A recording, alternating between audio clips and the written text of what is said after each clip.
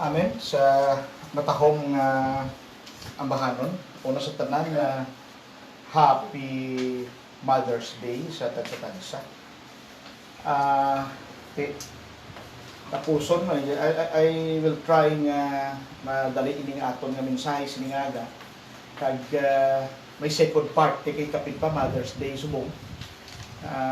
Kagabi daw itong tulong Mayo kay nadugtuban kung akong iloy la. Basta dumdumang ko na ako ni Lloyd, dumatulog luha ko. No? Ang motherhood gali, isa ka, that's the greatest profession on earth. Karoon ako mambas na. No? Tapusog na ni ato mensahe, pindadamo pa ni ang aton nga tanawon sa libro sa Habakuk sa aton serye. Kag kung pwede no yung pabisang isa kiktikpan daw kainit sa naton nga sitwasyon subong, mainit iban subong, no?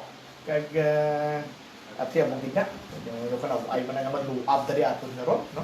Mauya kay brother Joey na karon kay brother Boy kay tanaw din na dok. So salamat din sa inyo. Anyway, wala kaso sini kay makita naton ang gani no sa 1 to 4 sa Habakuk chapter 1, makita naton diri ang kung paano ang Ginoo naghatag sa aton sang lesson. May duwa to ka leksyon nga nakuha naton kag siling naton may ara nga kasanag sa unos kag nadiskubrihan naton ni Habakuk kag didto nagmelo siya. Karon tan-awo naton diri kung ano bala naman ang sabat sang Ginoo. So ipanugutan naton nga ang Ginoo amo ang magasabat sang mga palamangkutanon kag ayhan sang mga butang luyag sang Ginoo nga maintindihan ni Habakuk diri. Now, ang tikulo sini makasiling kita nga ang the peril of pride. Tanaw naton na, no? You know, si Thomas Jefferson sang 1784 nagsiling siya, no? Siling niya, I tremble for my country when I reflect that God is just, that His justice cannot sleep forever. Ang iyang justice wala nagakatulog tubtob sa katubtuban. Kanamit na sa ginhambal ni Thomas Jefferson, sila nga, I tremble for my country when I reflect that God is just, that His justice cannot sleep forever. Nang tanaw naton ang iyang niya ni Habakuk, ano ang gipresent niya sa Ginoo diri? Si Habakuk diri was also trembling for his country. Ang nasyon yadto nga ang Huda, nagtremble siya because he thought that God is unjust. Kita mo na, no? Abi niya guro si ang Ginoo unjust. Ang sabat sang Ginoo sa iya, hindi lang grabe ang declaration sang Diyos. God declared Babylon judgment in a series of 5 woes o kung 5 kakailo. 5 kakailo. Ano ini ang 5 kakailo nga makita daton 5 woes in Habakuk chapter 2. 5 kakailo nga or woes that, denounce the sin of that nation, Judah. Una diri, no? Ara danoy siguro, pwede mo na maklik sa aton nga outline. Wala makuha. Ara na, manong Serdan, no? Wala na nakuha. Ang 5 ka-woes that denounce the sins of that nation. Verse 6 to 8, versikulo 6 tungtong sa 8, makita naton dira that God denounced their selfish ambition. Gin-denounce ang Ginoo ang ila kadalok nga handog. Sa verse 9 up to 11, sa chapter 2 of Habakuk, makita natin dira that God denounced their covetousness. Gin-denounce ang Ginoo ang ila covetousness. And then ang verse 3, ara na makita natin dira, verse 12 up to 14, gin-denounce ang Ginoo kay ang mga katawhan during this time in Judah, ang ila ginatawag naton exploitation of people. Kita mo rin, ini chapter puno gid sang iya sang Dios kay ginhambal sa aton. And then verse 15 up to 17, he pronounced woe upon those who promote strong drink and drunkenness. Mao sa nabigad nga adlaw dito sa Hamtik-Antike, no? Niya documented ni kay may nakpanto nga inkargahan niya sang iyang ESQ o kon whiskey ininom nga makahulubog ang ginkarga niya ambulansya. May a certain police officer na dakpan man dito sa Santa Barbara, pwerti man.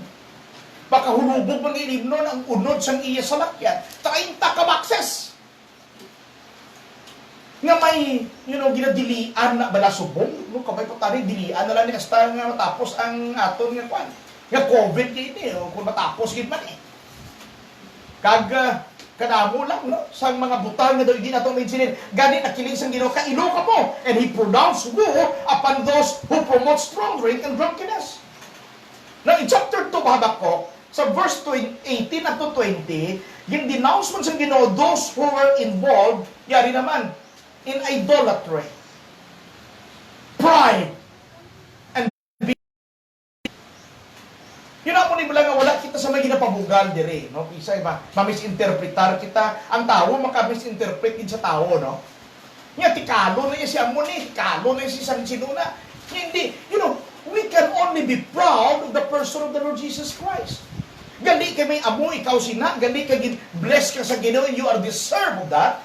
Hindi ka mag-judge sa tao nga natikalan ka sa iya. So this goes at any given day, ang Ginoo iya will promote you and will nakita niya kung ano ikaw, kung paano ikaw kagpaagi nga ginkabuhi mo siya sa sining pandemic, sa sining sitwasyon naton karon. No, di ba kawos diri nga nakita naton, gin-denounce niya ang selfish ambition, ang pagkahamkunon sang tao covetousness, ang pag-exploit sa mga tao nga kaangay sini, and He pronounced ang kailo to those who promote drinks and drunkenness, and those who, promote ginatawag naton diri, who were being involved in idolatry. I'm talking about sa mga tao, wala nga kung sino ang ginatagaan ta sa patuloy. Ang ginasimbata, hindi lang kay wala gaginhawa, kundi gaginhawa man. Basi akigan kita sa aton boss or whatever it is. But the root of these 5 horrible sins, masinikita kita, maginambang ni ang ginambang niya. Kung masawa niyo ang chapter 2, ang resulta sining 5 ka-horrible ng mga sala is ginhatag sa Habakuk chapter 2, 4, and 5. Now, tanaw natin ang Habakuk chapter 2, verse 4 and 5, and I will read it to you very quickly. Ganun kasiling, behold, his soul which is lifted up is not upright in him, but the just shall live by faith. Aram mo dira sa verse 5. Yes, makita ba natin diri. So, diri natin nakita ang root, ang ugat, sining 5 ka makahalanguyos nga sala, ginhatag diri kag ginhambal ni Habakuk sa kapitulo 2 bersikulo 4 tungtong sa 5. Ano ini? Una diri nga nakita naton ano ini nga sala. Duha lang ni nakita naton ang punto di. The sin of pride, mga kauturan, sin of pride. Babylon would eventually be destroyed by her own sins. Imagine. Ang Babylon, na butang sa ito kaugalingon, itagali, ma-destroy man lang sa aton kaugalingon nga sala. Gingamit ko kay inang tao na misinterpretar, and then ma-issue kita sa iya. Pero ang iya sala, amo na gali ang makakuhan man lang sa iya. Amo ina ang maka-destroy sa iya. And that's why, hindi kita magtanaw. Ang Diyos din iyan, kay balukod ka, kita, kung isang salata na tulog man mo. Ano ginambal sa Numbers 32 verse 23? Be sure your sin will find you out. Bisan taguon mo pa ina, kung ka matuuran nga nakasayop ka, masungaw ina, and that will destroy you. That will destroy your testimony. Tanawang mga issues ka ron, sa SAP amelioration naton, issues sa closure sa ginabasol ang tao, ginabasol ang amoy ni, ano gani ang basol sa social media? Ano gani ang gina-isuhan? Ginabas ka? lain ang mga term new normal na amo na karon makita mo kung sino dira may sala, kung sino di kung ang Ginoo gali magsiling sa imo, i-close ko ikaw, isirhan ko ikaw, I will only judge you what you will do. No, tag-awat na karon ang sitwasyon diri sa atong pagkatunaan, mga kauturan. Because mga kauturan diri masapwan naton that Babylon would eventually be destroyed by her own sins. That doesn't simply means that sin will one day, at the end of the day, will expose. Ma-expose ini apang mga kauturan. It means that sin will be exposed by the judgment that it brings. Remember, I mentioned last week nga ang Ginoo naton magakari the second coming as a judge. At the first coming, He came as a Savior. Tandang ginaton ini, mga kauturan. Kapay pakutani niya, amo lang niyang itikal ta. Amo niyang aton ipabugal. Jesus ang Gideon, kag wala, nagid sang iban. Mga kauturan, sometimes when we sin, we immediately face the consequences of that sin. Amo na ginamba nato nga sin of not giving our best to the Lord. Doon kaanay pa sang rabis, nga hindi man kadayon naton. At pag kung kaisa makasayop kita, we will be, eventually judged by the sins that we have committed. Now the question is, are nations today given to drinking and idolatry? Grabe, no? Amo ni ginambal diri. Woo! Unto you who promoted or who promotes strong drinks and idolatry. Mga Kristohano, tanong-pandaw na ini. Are nation today exploiting people?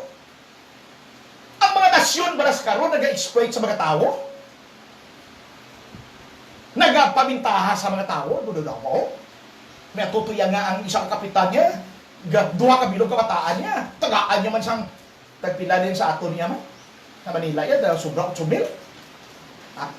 Ambot imo dyan, nakakwa ka dyan? Siyang ameliorasyon mo? Kaya ama mo lang kakwa sa ameliorasyon. Oh. Tatay lang eh. Oh. Tatay lang. Si tatay mo. Purat siya. Mo kapitan dyan, wala yung gabi ng bata. Yan, tagaan niya. Yan kay man. Pansiyan mo. Hindi, pansiyan mo no. No, dili makita nato diri. Our nation today exploiting people? Our nations today given to drinking and idolatry? True or false? Matuon nila. True with them, pushing them away. Are they covetous? And though they have selfish ambition? At ito introduction ko na kay Inada. Nga ang mga words niya, do they covetous? Hangkunon? Oh, grabe, damo mga tao ninyo. Do they have selfish ambition? Yes! They do. Ang mamangkot, ari yung mga words na ito ng mga question. How long? Why? Because mga kauturan, individual people are guilty of these sins. Individual people are guilty of these sins. Without our knowledge, we exploit people. And sometimes, ginatuyot tagin. And sometimes, sa aton ko ganingon, may mga dalok kita ng ambisyon. Tawag na ambisyoso ka. Ambisyoso man. Ayhan, ang iba nagasimba sa mga Diyos. Ang nasyon bala subong, naga-promote sa, bisan pa galing may korban, ipaagi pa, idalpon pagidyapon, kay man, ang iban, nauhaw na kin. Dong ano naging sila, kay gusto nila, makaagi na ang nami, pag inom, quench my thirst away. Thirst of what?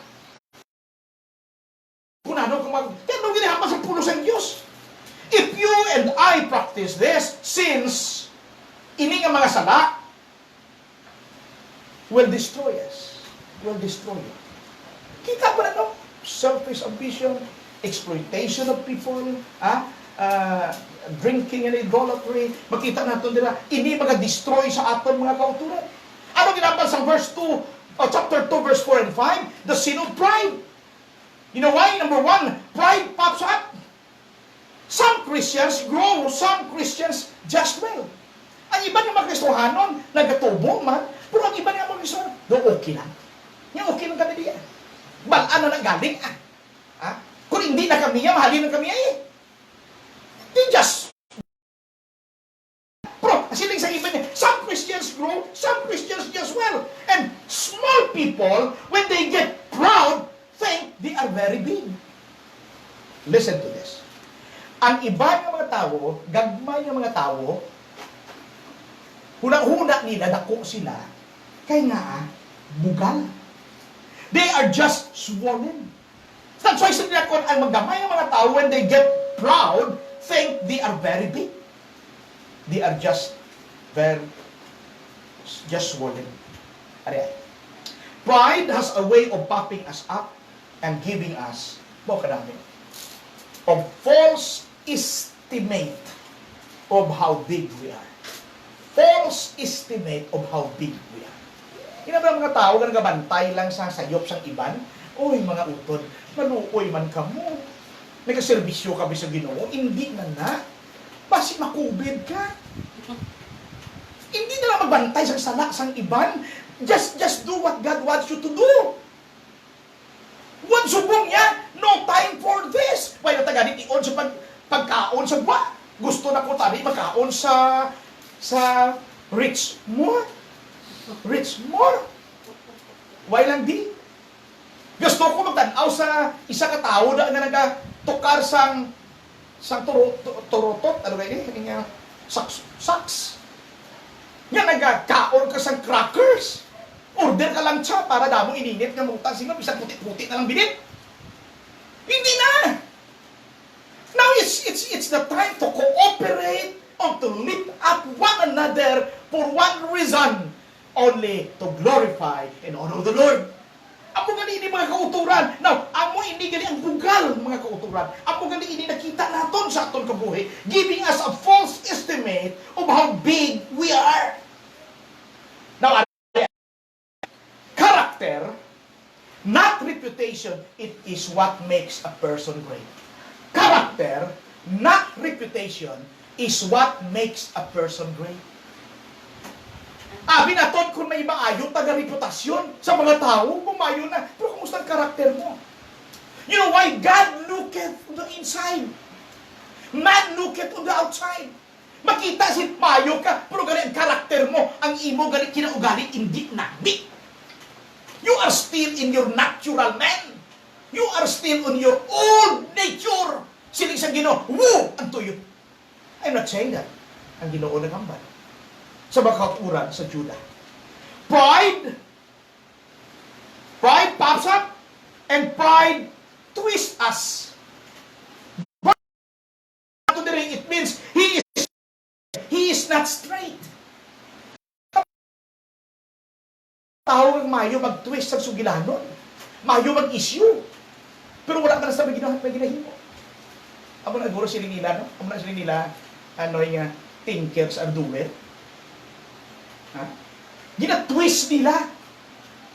Pero kung ma-explikaran mo, kag kung daw namo na lang, daw hilamon na lang sila, nga, huya-huya. Lala nyo ang hilamon nga huya-huya?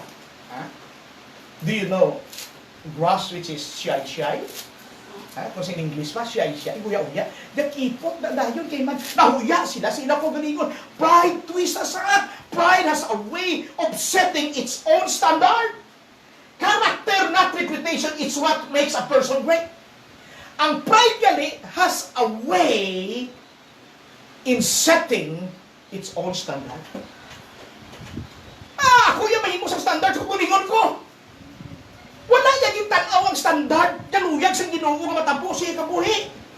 Sili niya, I'm as important as He is. I'm going to do my way. May kanta din nga, pagtapos siya kanta sa, may mga hindi nga wala na sang kanta-kanta, nga upod sa grupo, pagtapos siya, I did it my way. Ang score niya, 98. Atong isa yan, 94 lang. Bayang nakwaan sa 94 to pusel, kag tiruhon siya. Nga, I also did my way. Bang! Patay siya. Ako rin good life kung isas tao. Pride has a way of setting its own standard. Ako yan, gusto ko, ako na makita, makuha ko, I'm going to get what I want to get. Mga Kristohanon, what we want to get, ang pride gali has a way of twisting our character and making us crooked. Ang pride gali, makatwist ang aton character and make us crooked. That's why character, not reputation, is what makes a person great. What else yung nakita natin din? Dali lang, pride makes us restless.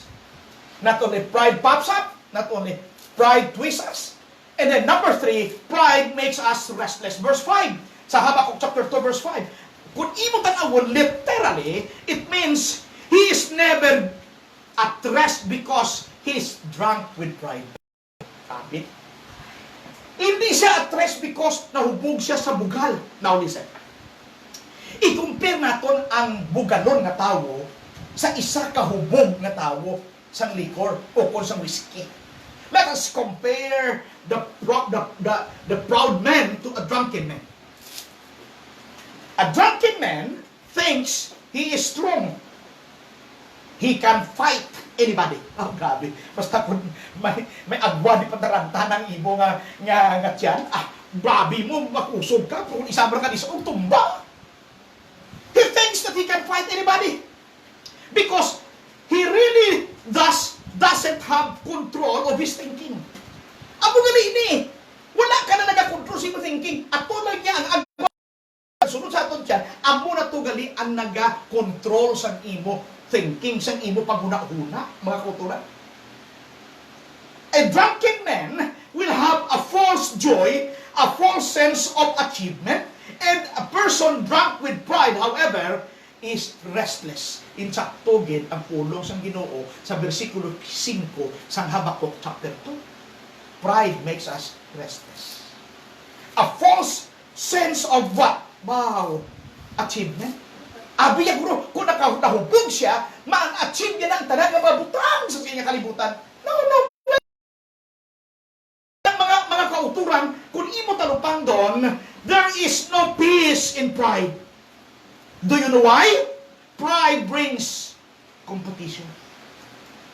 There is no peace. Wala sang paghidait in pride. Because pride brings competition. Amo na. Mayo pa gani nga nagatikal-tikal ka na lang sang butang nga ginhatag sang Ginoo sa imo, sang sabugalon nga tao, ako niya, kadamo na sa natun-an ko siya, imbi sa mayo, ako ang maayo, kag gusto ko kwaon ko mo ni, and I will do everything at once. I want to do this, I want to do that, because ako yay damo na ko kaalam, kay nahubog na sa gali, sa hindi whiskey, kundi bugal siya kasing kasi. Hinay-hinay lang. May aral ko na, may anyang term sa Cebuano. If you will understand this, you will be blessed by this. Sa Cebuano, maski hinay, basta kanunti. Maski saging, basta labing. Sabi na, Happy Mother's Day, Ma'am Diling. Cebuana ni sa'yo. Pero, maski hinay, basta kanunay. Damo ubra sa balay. Pagtapos, tapos daw.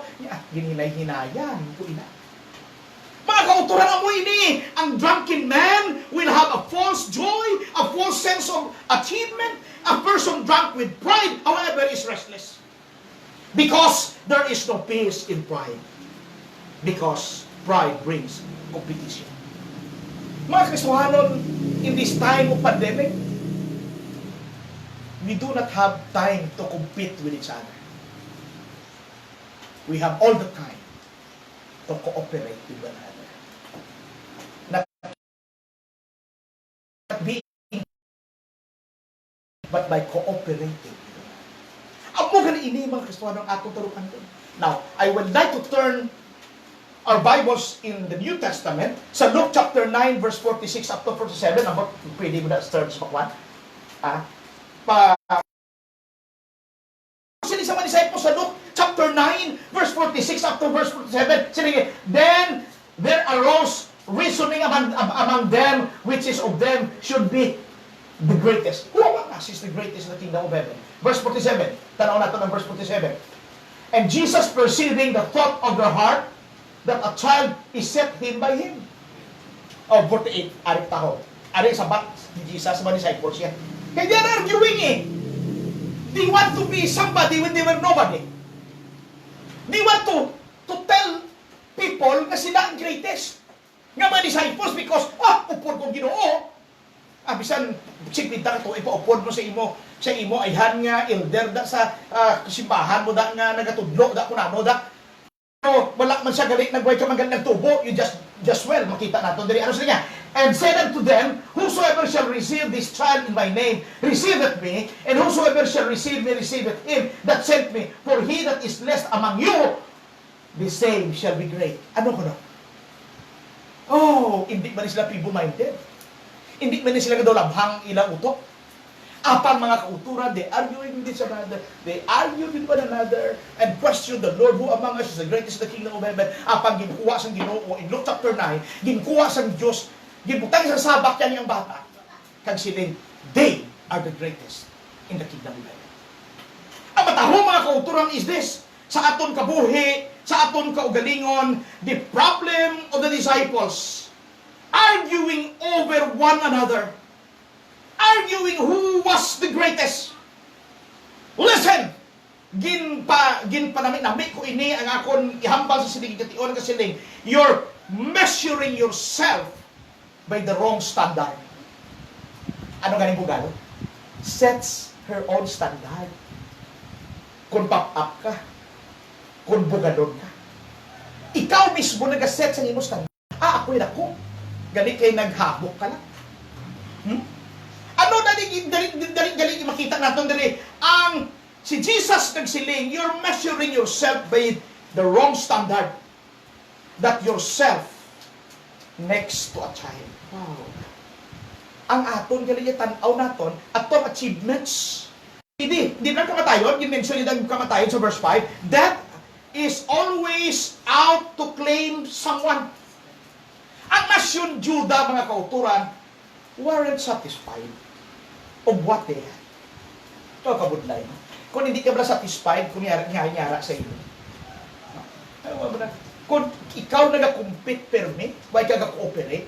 Kung ikaw permi nag-hisa, wala ka nag-rejoice, delikado na. Kaya you have a false sense of achievement sa iyong buhay. You have a false sense of thinking. Ang iyong pangunang nalain, galing, may isa katao niya, pre, pahulama ko blapis ang imo Harley Davidson. Di ba sir namin ang motor ang Harley Davidson? Kaya motor yakwan lang. Ano gami ang hindi Rosie? Sa unang sa amon niya, gamay-gamay na lang ilto. Yan pa pula ako blapis kita ko to kay Gideon, no? Kay tanawat ako ano ang balya. Abaw. Nagwudlog di pata niya, kay abi niya akon. Gali kay nalipat siya nga mag-rejoice with whatever nga naangkon kag deserve pa ng inang tao. Kay gali pinaghatag sa iyan. Gali kay ang iya to ginpahimo, ginpakita-kita ilan kay pabilibon niya nga abi iya. False sense of achievement. Magkaswaron, ano pag ginakita natin? Pride makes us greedy. Kaya ang mabudlay, kaya kung mapatay kita, amo ina ang pinakadalok na butang sa atong kabuhi. Makovid ka ay abot sa imo da. That is always. Remember this, ang nasyon Judah weren't satisfied with what they had. Anong tanaw natin din? Hindi na ako mahampas sa mga infrastructure nila, mga architectural design nila. They are plenty. They have they produce kang dagko, ng gwapo. Kaya na-explica tayo sa nandigan. Ano gikumpirta din? Ang bugalon, kag ang hubog na tao. Hubog para sa whiskey. Gikumpir nga diri, that sining diri, like a drunken person, they were greedy for more. Di ba? Mag-inom ka kuno sa soft drinks. May isa ka soft drinks naman, quench your thirst away. Pero kung mag-inom ka gali sina, because sugar, ang sugar gali, nagakwan sa imo, naga-trigger nga daw na uhaw pagkapagali. Nainga kung tubig ino niya, nga makwench niya ang imo ka uhaw. Amo ini, ang drunkard, ang drunken nga tawo, ang hubog nga tawo, ay, dalok siya si gihapon. Gusto niya gihapon, baga inom siya ng mga inom. Amo gini. Kagtong tao ko doon may maaoy sila. Ako ni ginambal tayo. First, the man takes the drink. First, the man takes the drink. Then, the drink takes the drink. And the drink takes a man. Kuha niyo? Budlay! Ala, inom! Gali kay siya na gali. Ginkuha sa gininom niya. May isa pa galing kasi kuha niya, he who drinks got drunk. He who got drunk goes to sleep. He who goes to sleep goes to heaven. Therefore, let's drink and go to heaven. Buknoy na nga klase pong nauna. Apang talupang doon ato mga kauturan sa sinigid niya tion, sinisang Proverbs 16:18, pride goeth before destruction. Because faith steps in when pride steps out. Now, not only the sin of pride, number 2, and lastly, the solution of pride. Sa buga. Swallow your pride Hindi instead mag-compete ka, you cooperate. Swallow, tudla ay mo bugala. And be willing to be used by the Lord. In a wonderful, in a marvelous way. And be willing to follow Him, whatever the cost. Amo hindi nakita nato, mga kauturan. Now, kung atong talupang doon, ang mamangkot ako sa inyo is this, are you a proud man? Do you think you can do everything without serving the Lord and without God in your life? Remember, we do not live by explanations. We live with the promises of God. Abo galing ining mensahe sa chapter 2. Nang matahong pagid, up next. Wow, kung tanong natin, nakita natin, diba si Habakuk, grabe gid ang pagyaobya sa Ginoo. Kag kung paano niya gintuis tanan nga mga butang siya, Lord, I am a proud person. Tama gid ako ka suspicioso. Tama gid ako ka mo sini, but Lord, I will come to you humbly. Ginapinusulan ko ako mga sayo. I will rejoice in the God of my salvation. Amo ina ang atong pagtun-an sa nasunod na tanan. Now, cut na to nato wali no? Cut na. Cut na siya. Okay na to. Happy Mother's Day. Hindi na mga Iloy. Abi kadto ka mo di kag Ma'am Dining. Kag ang mga Iloy man da abi tindog ka mo, nagatanaw ka mo. Tindog ka mo diri. Pati ka mo sa pastor ha. Ako ba lang pastor sa aton Baptist Church, Home Baptist Church, ha? Hindi ka mo. Alright? Hindi lang mo. Pakita lang kani kay kanta ka, baka gwapa gyud sa akong asawa. Ang akong bata kami man, sunod sa Iloy. Ha? Nagbata, nagpamata. Nagbata. Okay, da kamo ha? And then, mga Iloy palihog. Tindog man kamo. Tindog ka palihog, no? Bibigro sa di. Sino pa na? Si Nining Flor, Sister Pani, kamo da, no? Mga taga-mulong, mga Iloy. Tindog kamo, kag kamo manda sa Liusan area, tindog kamo. Kay I will pray a special prayer for you, no? Since this is a Mother's Day. Hindi kaya, children kamo, hindi kamo da child. Ati nakita na ni Sir ni Doc Gabion, si PX at tawlog ko sa camera PX. Okay, imo si Kwan pa, si children, dali di kami, ang balma ko para si children karon. Sige. Para muyuan nato inyo. Okay? Mga muyo kita. Our Father, we thank you for the gift of life. Ginoo, salamat sa mga Iloy. Yes, someone says, they earn the greatest profession on earth, and that is motherhood. Motherhood is no joke. And we believe fully, deep down in our hearts, that you have given them a gift of motherhood. I would like to remember ang akong Iloy, ang mga utod ko nga mga Iloy man, mga kauturan nga mga Iloy, mga abyan, mga member, ginatugyan akong sila Ginoo, and we salute them, all their sacrifices, all their truthfulness and faithfulness to our family. Kabay pa Ginoo nga ikaw gid magpamuad sa ila. Ang ilang legacy will always remains in our hearts, that we will never forget them. We would like to thank them, Lord, for having them in our family. Pamuyuan ko Ginoo sila. Pamuyuan ko man ang mga kauturan namon. Initanan, ginampo na mo sa nga sa amon bugtong kag personal nga manluwas nga mo si Kristo Jesus. Kabay ta. Okay, pagdito ko dito. Salamat kid. Mothers, salamat kid. Now, due tayong exhortation na nungod sining Iloy, siguro mabutan nato na Exodus chapter 2, 1 to 4. Ma-kuha ba search? Okay, ma-plus nato dito. Exodus chapter 2, 1 to 4. Tagaan ka muna kon sining ginatawag na kon nga ang isa ka Iloy may 5 diri ka butang nga dapat na kon ihambal sa mga Iloy. Tanaw naton verse 2 to 4 nagasiling, and the woman conceived and bare a son, and when she saw him that he was a godly child. Verse 1 ng abi ay daw kulit. Wala ka na sa nakutang. Okay, verse 3. And when she could no longer hide him, she took for him an ark of bulrushes and daubed it with slime and with pitch, and put the child therein, and she laid it in the flags by the river's bank. Siguro kabalo ka mo sa istorya sini, na parang kita magdugay dire. Nakabalo ka mo sa istorya dire, nga ang istorya dire ang iya sister ni Moses. Naghibo siya sini, no?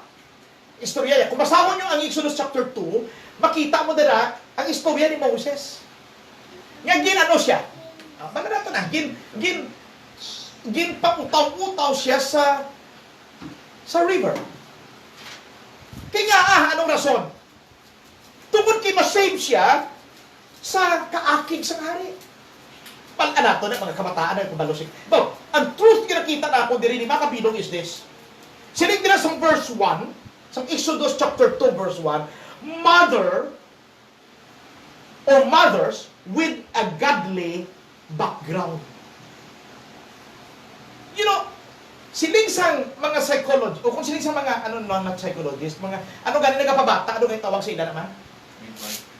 Midwife, mga, may mga, ubigay ni, is that correct? Siling nila, 32 weeks antes magbata, or pila, 32 weeks, pagkapila ka bulan, na antes magbata ang Iloy, bago ni subong ang findings ha, namatian ako sa balita, kinahanglan gali ma-COVID test sila, sa ma-PRC sila, ma-PRC, basta ma-PRC, Philippine Regulatory Commission, sa DOH ba nga, sila, i-test sila, i-COVID test sila. Sabi no? Kag siling man sang mga doctors, mga experts, siling niya, day 1 pa lang ang bata, o kung day 1 week old pa lang bata, o arap pa lang sa sasunod siyang tiyan, kinahanglan gali, istuyahon mo na siya, kag hambalon mo na siya, sang mga Kristohanon, kag mga nami, yung mga labalan. Because they have already their senses. Now, apoy ni nakita naton, ang Iloy with a godly background. Tawagin man ka mo? Ikaw, Brother Kyle? Pagitaon mo gin ang godly background. Number 2, siling diri, mother who properly value God-given children. Apo na nga, ang iba niya, nag-augta sila kakanapos sa kabataan nila. Of course, the Bible tells us about family planning. Niya arak din na. Pero kung damo ka mo kabataan, kami 7, kung wala to kung nahimo to, ikaw 8 kami tani, kung sadya ko 8 kong, naami lang. Sa kami ng paho, nandunod ang lutan nyo, Nunuman ko na toltol nga asin. You know what I mean? Yung iban na gimaras kadlaw yung toltol asin. Kanami ni! So gali, mga kauturan, ang Iloy who properly value God-given children. Mga Iloy, magtaniwan lang kamo Kung ikaw nag-kinder sa imo bata, mataliwan lang kamo, kami nga bata will never forget sa imo. Totoo na. May isa ko kaidoy nga nabatian sila, bisan wala ko bana, basta may bata lang ko. Ito karawal ko ako. Nabalong sa asawa ko. Bisan wala ako bana, basta may kamataan lang ko. Iway ko man sa ginaway. Kita ko nga post na daw, biguhayin sila. Kamik ang ilan. Number 3, not only mothers who properly value God-given children. Ang mga kabataan natin, tanawin natin sa Psalm 157, no? Verse 3, the children are an heritage of the Lord. They are the fruit of your love to each other. Kabataan. Namin sini. So, hasta lang tada, hindi na tapagpadungay sini. Number 3, mother who obey God before man. Verse 3. So, verse 3, tanawala. Mother who obey God. And when you hide him, kita ko ito kaya ginhidya, ginban panago ya. Hindi yan na matago, she took for him an ark of bulrushes. Daw, ginbutang pala sa bulo baruto. Kung sa aton, kita ka muna sa mga ginabutang nga na pala sa pangregalo, tanang nga ginaputos sa plastic nga daw, na yellow daw, green daw, whatever. Kanami, ginbutang niya. And dab it with slime and with pitch. Ibutangan niya man sa marami kong hindi makatunan ng bata. And put the child therein, and she laid it in the flags by the river's brink. Ito sa prinsesa. Sang maid sa prinsesa nga may nag-utaw-utaw kag magbukas nila according to the story sa Exodus chapter 2. Abaw kanami din. Nga ang iloy gali nga nagasunod God before man. Sila isang Ginoo, amo ini ang hatag ko sa imo nga kaalam, and therefore follow this. Amo na nga sa aton, bra, let us obey God rather than man. Let's obey God rather than man. If it is cost our faith, why not? Pero kung may ara pa kaalam ang ginhatag sa Ginoo sa aton, why don't you follow? Kung ano ginhatag sa Ginoo sa kaalam. Kaya kung gitago na ito nila, gitago si Moses, apaw gad ako, kita, gitpatyon gid siya. Apang God gave the mother wisdom, kaya ginhimo niya ini yung mga butang. Now, ano pong ginakita natin? Verse 4. Verse 4, God, our mother, who trusts children to God. Ayan, pautin mo niya sa verse 3. And verse 4, and his sister stood afar off to wit what would be done to him. Mga Kristohanon, mother who act with God-given wisdom. O, lima ini kabutang, ay hanihatag ko sa inyo. Pwede nyo kung magpakayos ng script ko ni. Hanihatag ko ni sa inyo. Jutay mo lang ini. Mother who act with God-given wisdom, verse 4. Tunuan sa, tunuan siya sa Ginoo. Nga, kung anong himuho niya. So, kabay papunta ni mga Iloy, tandaan nyo niya ang atong standard. Mother with a godly background, mother who properly value God-given children, mother who obey God before men, and mother who trust children to God's care, and mother who act with God-given wisdom. Now, ano man niya, hindi ko yung pasibalik, hindi ko yung maghambalan kung sa mga bana, o kung sa mga amay. Mother to kayo na amay kami. Amay. Hindi pa ko yung mother. Amay man ko iya. Dili na makita ang lesson nato sa bakok din ang idolatry. Abi mo sa may alam man na may mga third sex group isa nga gusto niya inikugnay sila eh. Kani kiti hindi pwede nato na natalakay na pero amo nang guwasin ni. Ano ang Iloy, ang amay. Joshua chapter 24:15. Kabay pa 24 verse 15. Ano ginambal nila sa Joshua chapter 24 verse 15? Oh, katahong sila. Sila nga, as for me and my house, we will serve the mga amay, mga tatay. Aton gani nga responsibilidad sa pagtadul-tadul sa aton panimalay, even our wives, aton ina sila dalon kag i-challenge to serve the Lord. Fathers, do you do this?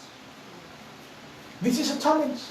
Saling-saling diri, fathers who serve God, Joshua 24, verse 15, as for me and my house, we will serve the Lord. Husbands, mga bana na, hindi lang amay. Ang amay, bana na mo. Pero ang kumplito, bana na. Who love their wives. Who love.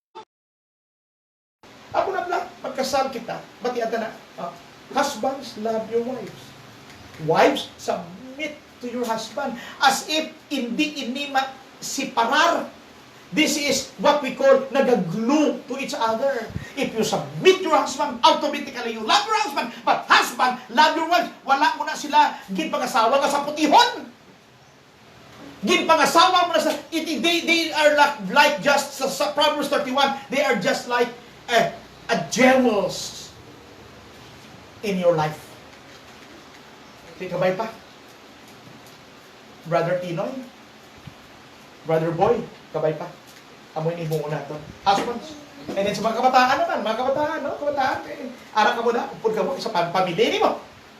Hindi ko rin tani pagambal ang father, husband, kag children, puti kinanglan gini. Ay, hambal taan noon, mother. So, sa mga kabataan, Ephesians chapter 6, 1 to 3. Ano ginambal nila? Baw, katahog sila. Children who obeys their parents. Who honor their parents. Hindi lamang in-honor mo ang imo iloy, i-honor mo ang imo amay. Kaya kung wala sila, hindi ba nag-amo ini ay aton pangabuhi. Hindi natabla mga kabataan, hindi natabla magsilinga. Pamugas to pinggan, doy. O, dali lang, karon lang. Hasta ka nasubayan, hindi na amo ini. Children who obeys and honor their parents. Kamay pa nga amo ini ang ako niya exhortation on this Mother's Day. Kabay, yung ginawa mo pa kamayo, sa sining aton palatugtunan, diri sa aton tagsa-tagsa ka panimalay, kag na tanaw naton ang pulong sa Ginoo, ang solusyon sa pride, abaw, tunnon ta to pride, willing kita, gagamiton sa Diyos, kag willing man kita sa pagsunod sa iya. Kag mga iloy, gabay pa nga ining standard sa isa ka iloy, will always be in our hearts. A mother with a godly background, a mother who properly value God-given children, a mother who obey God before men, and a mother who trusts children to God's care. Tawag natin. Kagdason, ang iloy nga nag-act with God-given wisdom. Gingamit ang wisdom, not knowledge, tungod ang aton kalibutan damo, puno sang mga knowledge, puno sang ihibalo. But, ang kaalam halin sa Diyos, is what really matters. Wisdom that comes from God really matters. Mga mulit kita, Ginoo, mga balaan, salamat sa pulong mo. O di kami, salamat sining mga iloy, salamat sa mga bana, sa mga amay, nga nagsuportar, nga nagayugma sa ilang mga asawa. Salamat man sa mga kabataan, nga respeto, naga-honor, nagahatag honor, kag nagasunod sa ilang mga ginilang. O pinabili na mong ilikoton, sa amon bugtong kag persona nga maluwas, nga mo si Kristo Jesus, kabay.